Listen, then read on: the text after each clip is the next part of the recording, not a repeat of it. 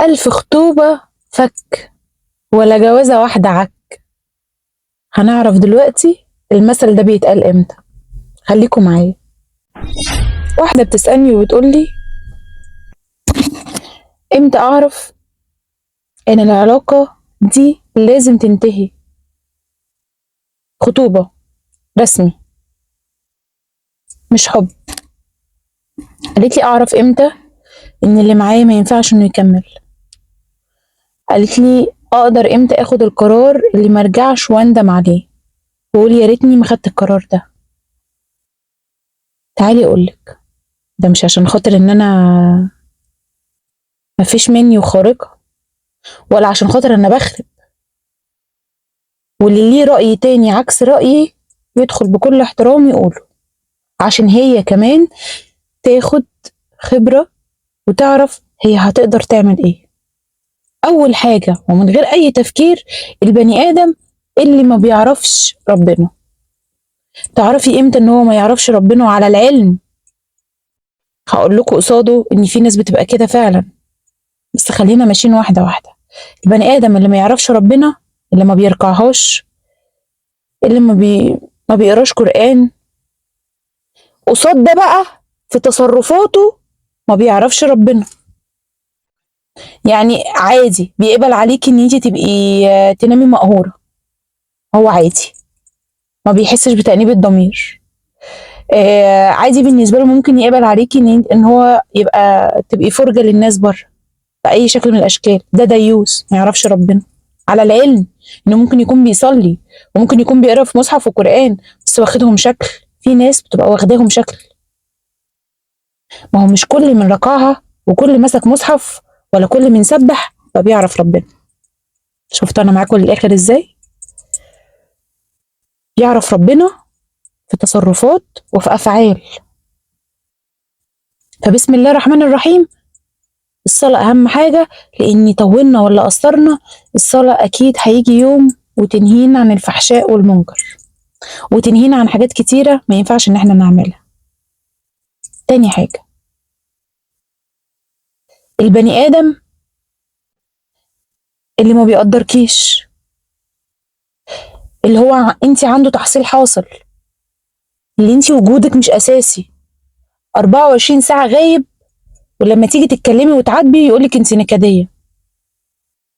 فانت ثقي وتأكدي مليون في المية، يعني هو ايام الخطوبة اللي بتبقى احلى ايام هو اوريدي غايب فيها.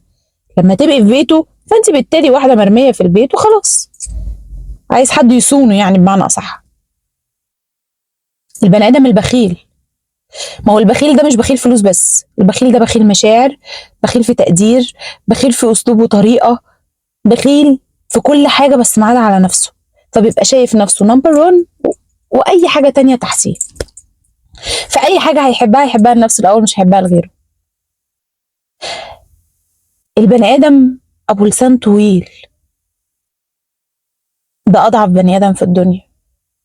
البني آدم اللي هو أبو لسان طويل ده، عارفينه اللي هو اللسان اللي بيتلف حوالين الرقبة ده، إن شاء الله يتلف حوالين رقبته ما يعرفش يتنفس.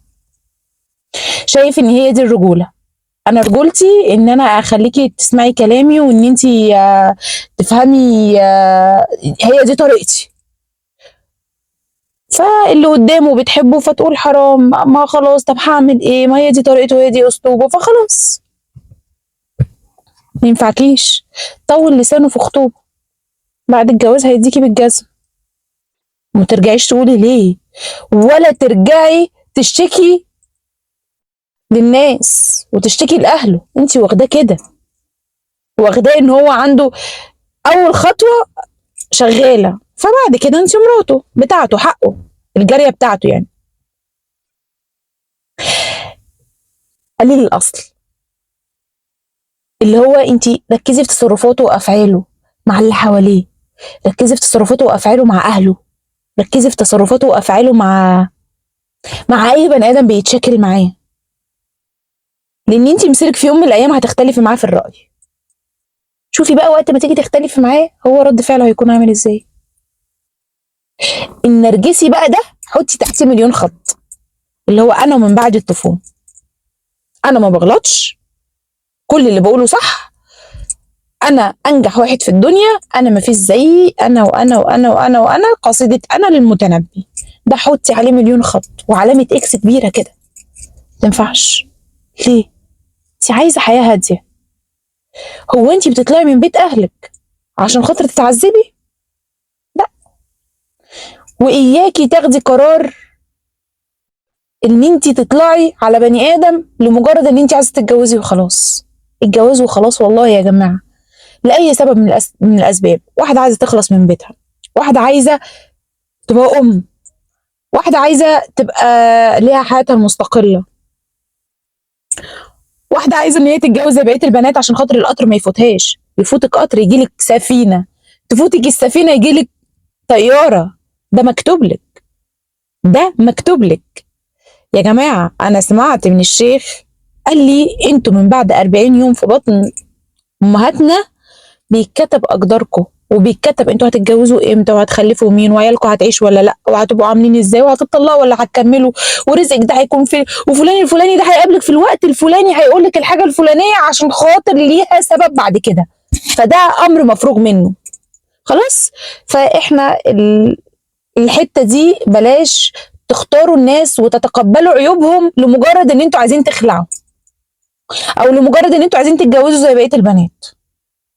طبعا انا في ناس بتقول انت بتخربي البيوت وبتعملي وبتسوي وبتخلي وكلام متخلف، لاني معلش يعني اللي بيقول كده يبقى انت كده، انت شخصيتك كده فمش حابب حد يبينك. انا بالنسبه لي انت كده مش حابب حد يبينك. تيجي بقى نوصل اللي بعد كده ان البني ادم عديم صله الرحم. يعني لا عايزك يبقى ليكي صله باهلك ولا هو عايز نفسه يبقى ليه صله باهله.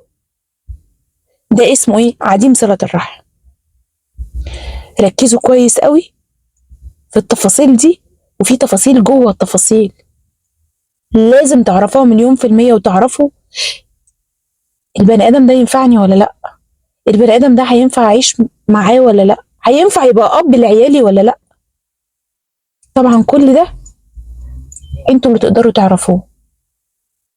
عشان كده في مثل اتقال: 1000 خطوبة فك ولا جوازة واحدة عك. ما تعكوش يا بنات، ادخلوا على السنة الجديدة وانتم مقبلين وعارفين ان قدركم مكتوب وعارفين ان حياتكم مكتوبة، ومش هتاخدوا غير اللي ربنا كاتبه لكم. ربنا يفرح قلوبكم جميعا.